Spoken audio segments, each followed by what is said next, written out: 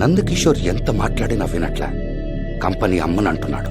మన మాట వినకపోతే మాఫియా మాట వింటాడుగా. అంటే విక్కీ బాయ్.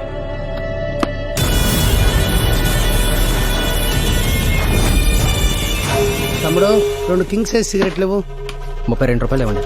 హడావిల్లో పర్సు మర్చిపోయా, రేపు వచ్చినప్పుడు ఇస్తాలే.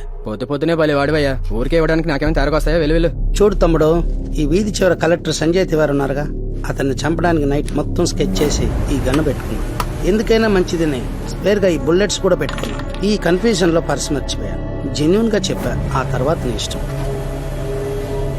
ప్యాకెట్ తీసుకోండి సార్. 2 చాలు. చంపే ముందు ఒకటి, చంపాక ఒకటి. రామ్మూర్తి గారు, విక్కీబాయ్ మీద ఫైల్ తయారు చేశారు. వాళ్ళ కాన్సెప్టే వాళ్ళకి నచ్చిన ఆస్తులన్నీ వాళ్ళ